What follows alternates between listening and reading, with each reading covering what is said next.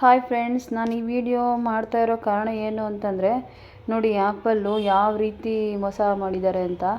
So ಮಾರ್ಕೆಟಲ್ಲಿ ಇದೇ ರೀತಿ ಮೋಸ ಆಗ್ತಾ ಇರುತ್ತೆ.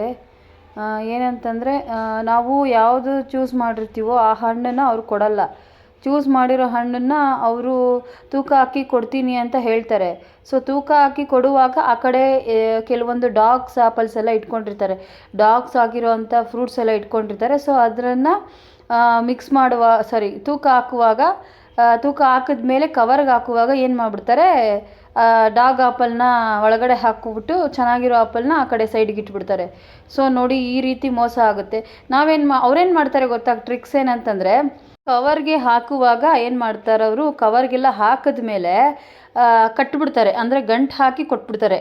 ಆವಾಗ ನಾವೇನು ಮಾಡ್ತೀವಿ, ಆ ರಶಲ್ಲಿ ಏನು ಮಾಡಿಬಿಡ್ತೀವಿ, ಗಂಟು ಹಾಕಿರ್ತಾರಲ್ಲ, ಸೊ ನಾವು ಚೆಕ್ ಮಾಡಿದಿರ ಸೀದಾ ಬ್ಯಾಗಲ್ಲಿ ಇಟ್ಕೊಂಡ್ಬಿಡ್ತೀವಿ. ಆ್ಯಕ್ಚುಲಿ ಅಲ್ಲೇ ಆಗೋದು ತಪ್ಪು, ನಾವು ಮಾಡೋ ತಪ್ಪು ಅಲ್ಲೇ. ನೋಡಿ, ಫಸ್ಟು ಯಾವ ಹಣ್ಣು ಹಾಕಿದ್ದಾರೆ ಅಂತ ನಾವು ಚೆಕ್ ಮಾಡಿದ್ರೆ ಆವಾಗ ನಾವು ಅವ್ರಿಗೆ ರಿಟರ್ನ್ ಮಾಡಿ ಬೇರೆ ಹಣ್ಣು ನಾವು ತೊಗೋಬೋದು. ಯಾಕಂದರೆ ನಾವು ಕೊಡೋದು ಕಾಸೇ ಅಲ್ವಾ, ಅವ್ರೇನು ಸುಮ್ಮನೆ ಕೊಡ್ತಾರಾ ನಮಗೆ?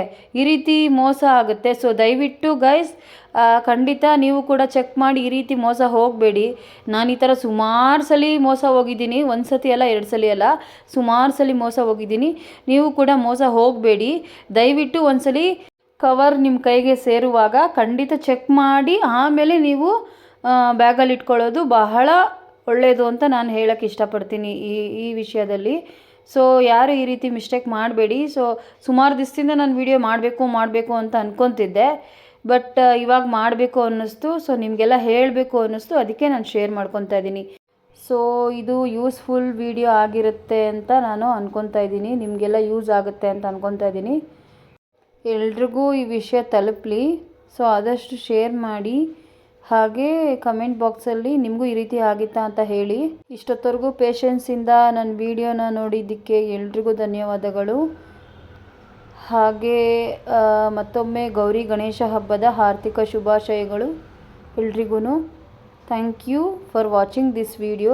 ಬಾಯ್. Thank you all.